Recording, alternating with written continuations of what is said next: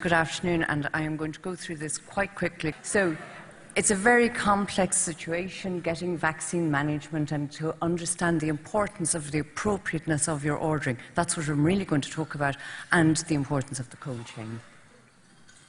So, all these are important factors in vaccine management and an effective immunisation programme. We've all these players and all these stakeholders.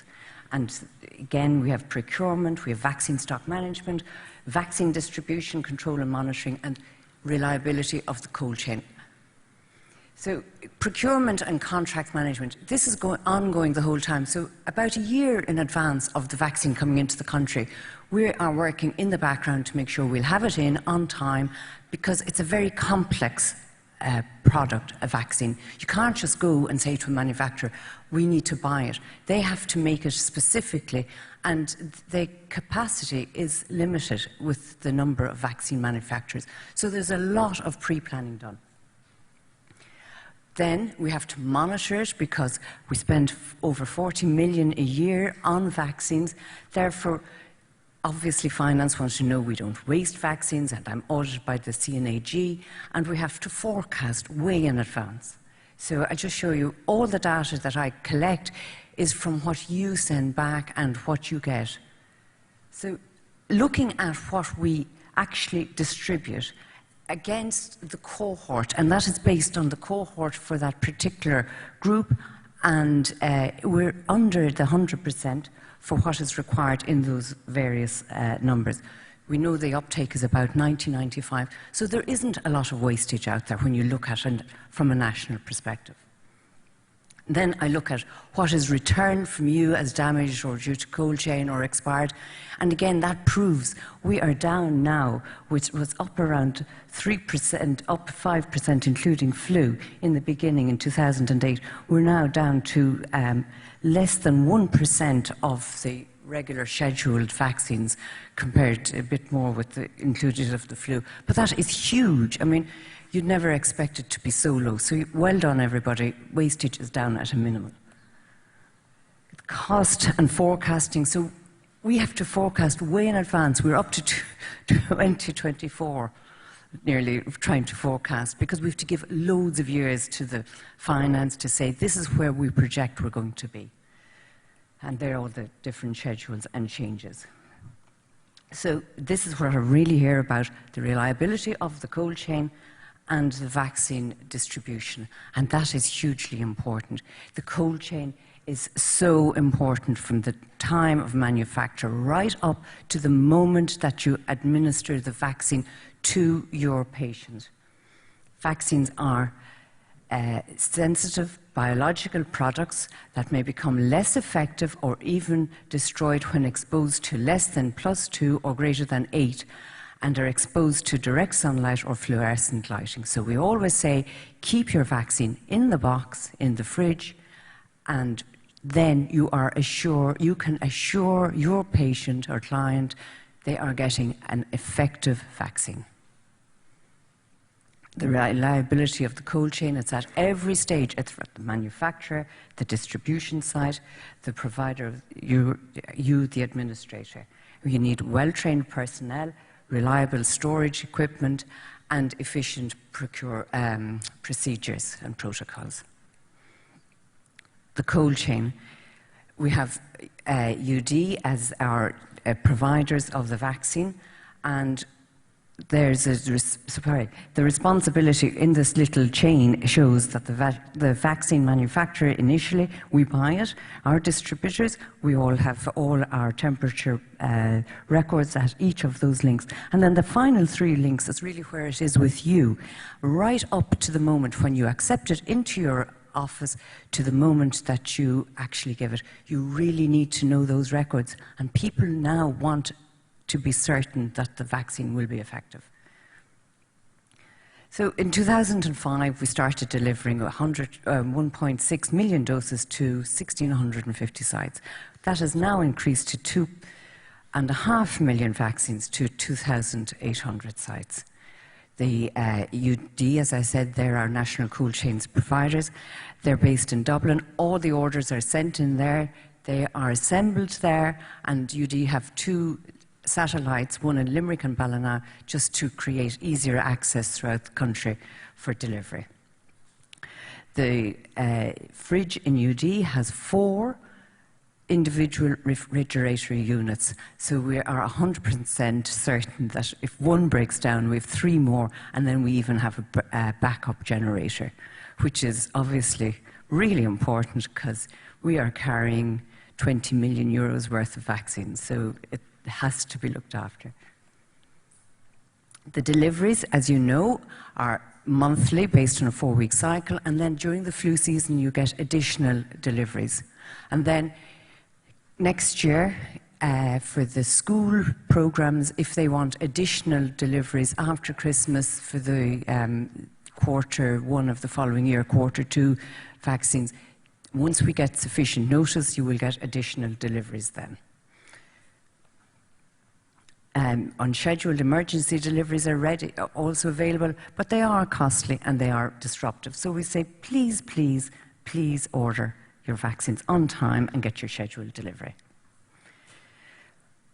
It's really important to order appropriately, and you know what you should use within the month before your next delivery, because otherwise if you don't have the vaccine, it's a missed opportunity.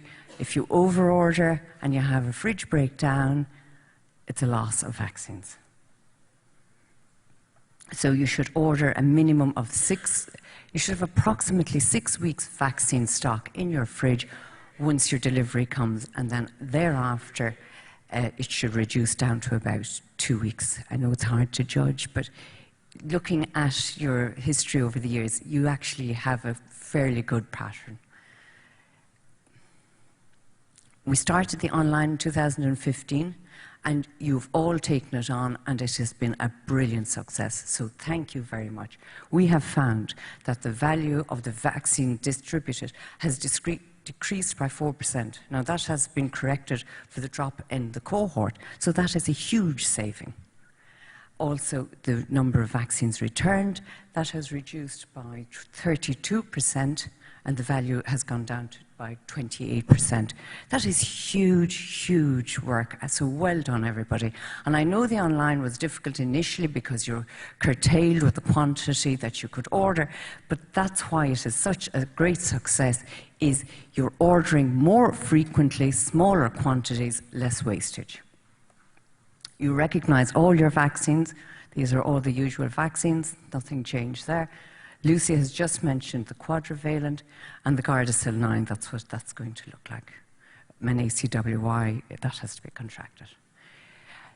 I always like this slide because it shows how much does a person, each child, get free if they had to go in and buy a vaccine, right? You have to pay for your children's vaccine per child, approximately 1,400 euros to fully vaccinate, and that's free. I don't think people realise it is just such an incredible thing. We're giving every child 1,400 euros worth of vaccines. You please, please insure the vaccines now, because they're so expensive.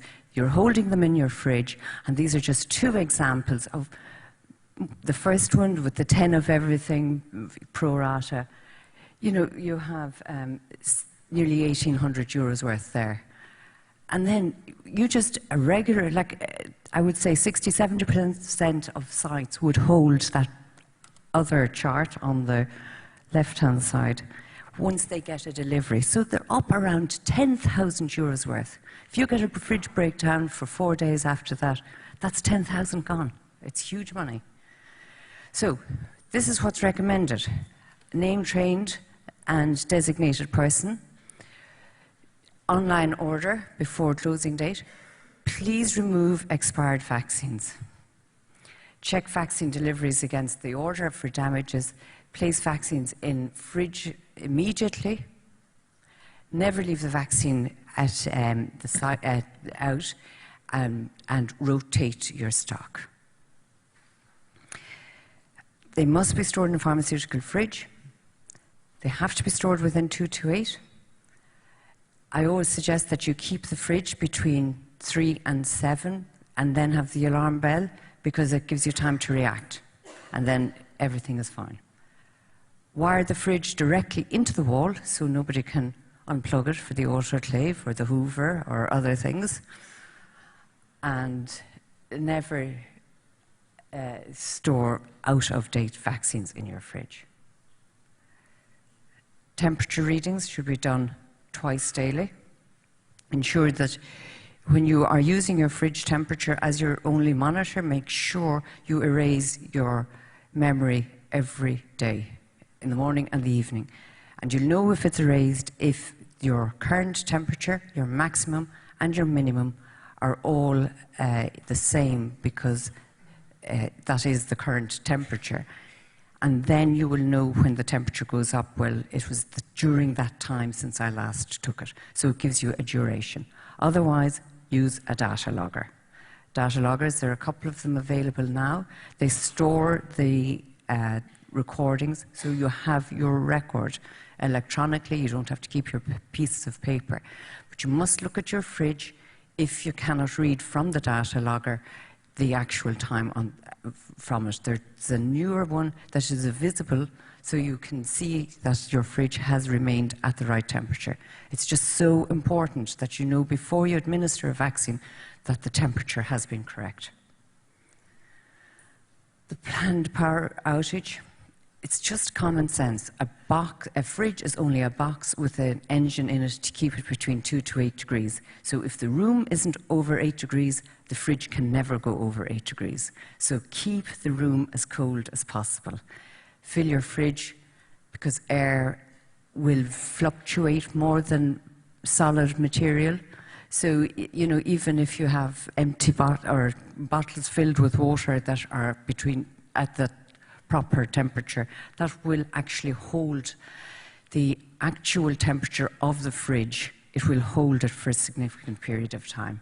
Lock your fridge, record your temperature, but best of all, if you have a data logger, because that will have a true reading. So, the break in the cold chain, what to do? It can occur due to a power supply failure, fridge door left open, or the fridge malfunctions. Vaccines should be transferred immediately to a working fridge. Check the temperature and find out how long the vaccine has been exposed to the higher temperature. And then you email me or immunisation.ie with the usual, your name, your count number, the vaccines, the batch numbers, and the parameters. We have stability data, which can be used if we know that this is a true reading and that the storage has been perfect of that. And we only give data, obviously, on vaccines that have been delivered by us, because that's the only vaccine we know the history before it was delivered to you.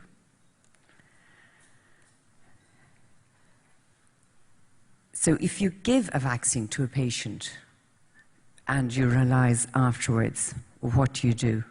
Obviously you treat it as a serious untoward incident, you inform your practice manager, you suspend all other immunisations, ensure that everybody knows not to use the vaccines, you notify us and we will advise. Borrowed vaccines, it always happens, you run out of vaccine, you go to your neighbour, you borrow a vaccine. That's fine, because you're going to use it there and then. Please don't return vaccines, because they're the vaccines. I can't say whether they have had a temperature breakage, so we will never be able to advise. So we say, you never return borrowed vaccines. The returns, that's part of the contract, and we use the returns data for a number of reasons. We want to make sure there's no wastage, but also, if there was a batch recall, at least we can balance the books, so to say, if we know so many have been returned. These are a number of services. This is vaccines for destruction, comparing costs. So you can see reduction year on year, which is good, in both cold chain and out of date. This one is, I used to call it how clean is your fridge, because we do provide a monthly service. You're using it because of the online, you have to. Please please use the returns monthly as well.